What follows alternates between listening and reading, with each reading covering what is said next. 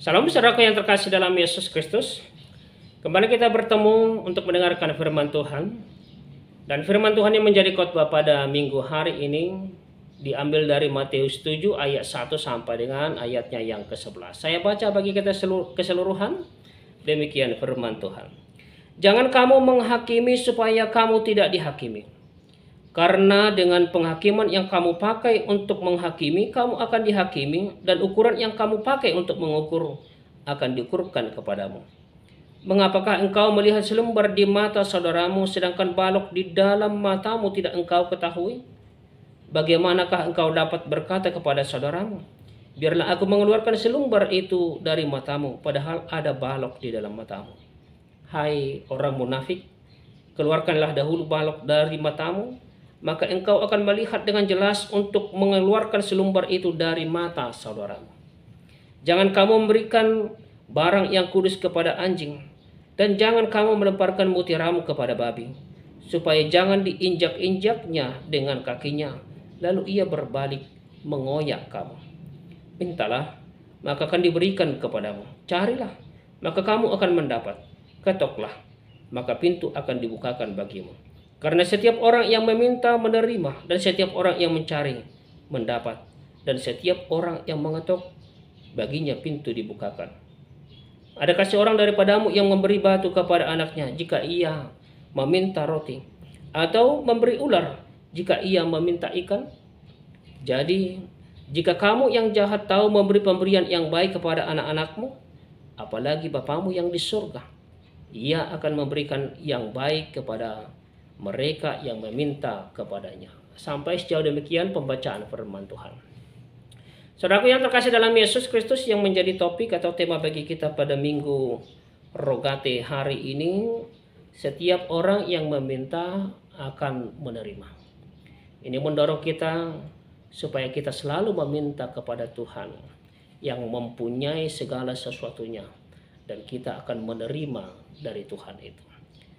Saudara-saudara yang terkasih dalam Yesus Kristus, ada dua hal yang boleh kita renungkan lewat pembacaan nas tadi. Yang pertama, lewat firman hari ini, Tuhan Yesus mengajari kita tentang bagaimana kita membangun hubungan, bagaimana kita membangun relasi, bagaimana kita membangun pergaulan dalam hidup kita sehari-hari. Lewat perkataan tadi, jangan kamu menghakimi supaya kamu jangan dihakimi. Memang banyak orang ada kepuasan tersendiri bila ia menghakimi orang lain. Dia merasa puas kalau dia bisa menghakimi orang lain.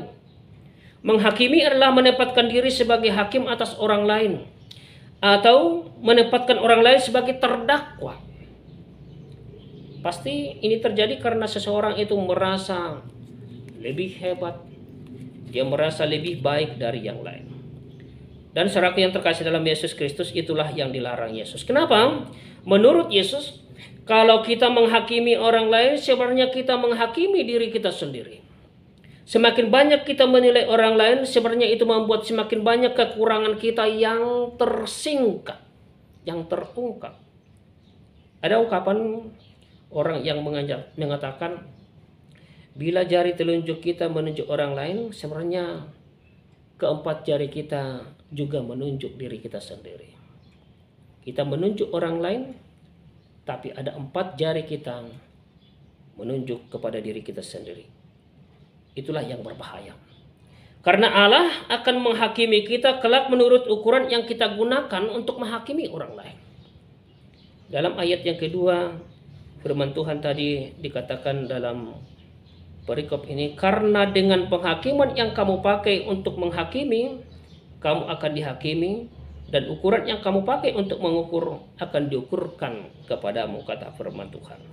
Lalu pertanyaannya sekarang, saudara yang terkasih dalam Yesus Kristus, bagaimana supaya kita jangan jatuh kepada sikap menghakimi orang lain? Yang pertama, kenalilah dirimu sendiri. Kenali diri. Jangan mengikuti ukuranmu atau mengikuti ukuran orang lain, tetapi hadapkanlah dirimu kepada Allah yang empunya segala sesuatunya, Allah yang menciptakan kamu. Pasti kita akan menyadari bahwa kita adalah orang yang sangat tidak layak sebenarnya.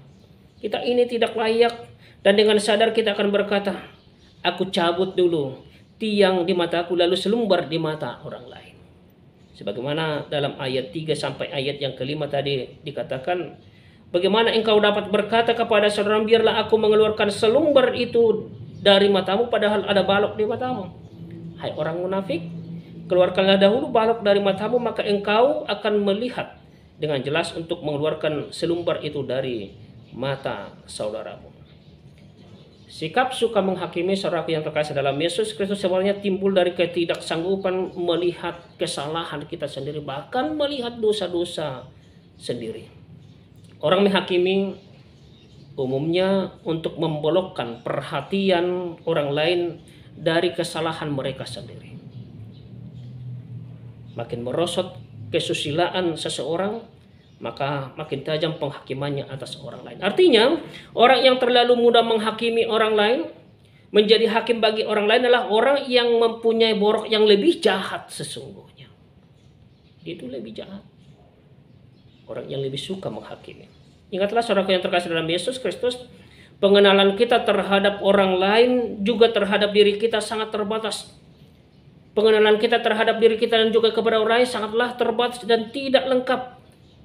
Hanya Tuhan yang tahu, hanya Tuhan yang bisa menghakimi, karena Dia tahu segala-galanya akan orang lain, tahu segala-galanya akan diri kita sendiri juga.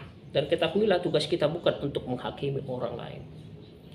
Kita ditugaskan bukan menjadi hakim bagi orang lain, tetapi menjaga orang lain agar tidak jatuh ke dalam dosa dan membawa kembali ke jalan Tuhan.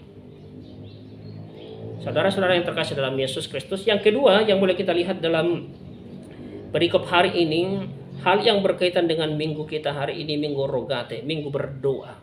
Rogate berdoa. Saudara-saudari, doa adalah alat komunikasi dua arah.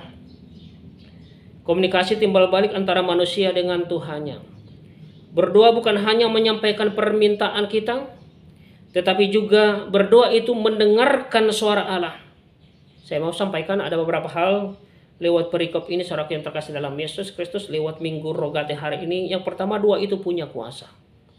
Bahwa berdoa punya kuasa. Yakobus 5 ayat 16b dikatakan, doa orang benar bila dengan yakin didoakan sangat besar kuasanya. Buktinya Elia. Dia berdoa supaya tidak turun hujan, maka hujan tidak turun. Lalu kemudian dia berdoa supaya hujan turun ke bumi, maka datanglah hujan. Hujan itu turun. Apakah Elia ini seorang Superman? Tentu tidak. Dia manusia biasa. Tetapi lalu di mana letak kekuasaannya, kekuatannya? Letaknya hanya dalam doa. Dia mau berdoa kepada Tuhan. Saudara-saudara yang terkasih dalam Yesus Kristus, yang kedua, gemarlah berdoa dan selalu berdoa. Martin Luther mengatakan doa adalah napas iman, napas hidup orang yang percaya. Dan itu menjadi poin penting dari nats ini, supaya kita gemar, supaya kita rajin berdoa. Itulah maksud dari perkataan ayat 7 tadi. Perkataan minta, cari, ketok.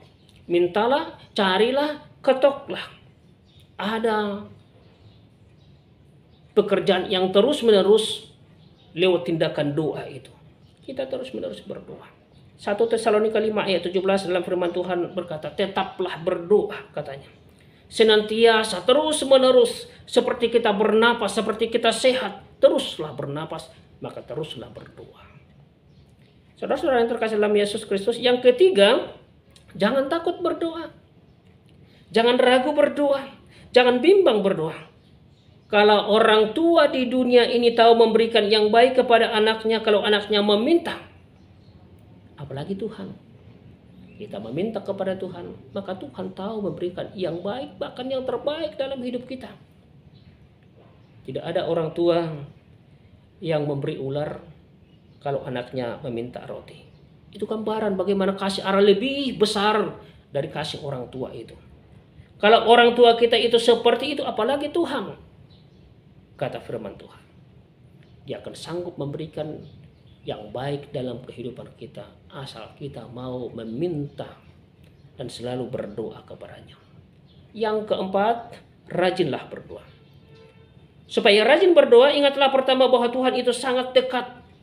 Sangat dekat kepada umatnya. Dalam Matius 18 ayat 20 firman Tuhan berkata, sebab di mana 2 atau 3 orang berkumpul dalam namaku, di situ aku ada di tengah-tengah mereka. Tuhan itu ada dekat dengan kita. Di tengah persekutuan orang-orang yang mau berkumpul dan berdoa kepada Tuhan. Yang kedua, saudaraku, bahwa Tuhan itu bukanlah seperti dewa yang sulit dijangkau, yang sulit dipanggil. Tetapi Allah itu sungguh amat baik, Dia mau mendengarkan doa kita. Dan Dia mau memberikan yang terbaik sebagaimana apa yang kita minta. Yang ketiga, karena Allah kita lah Allah yang mau dan mampu memberikan sesuai dengan yang kehendaknya. Maka jangan takut berdoa meminta kepadanya. Maka sekali lagi Minggu Rogate hari ini mengajak kita dan bertanya kembali kepada kita. Apakah kita sudah berdoa? Apakah kita rajin berdoa? Apakah kita gemar berdoa? Maka firman Tuhan mengingatkan kembali kepada kita dalam Matius 7 ayat 7 tadi dikatakan, mintalah maka akan diberikan kepadamu, carilah maka kamu akan mendapat, ketoklah maka pintu akan dibukakan bagimu. Tuhan Yesus memberkati kita semua. Amin.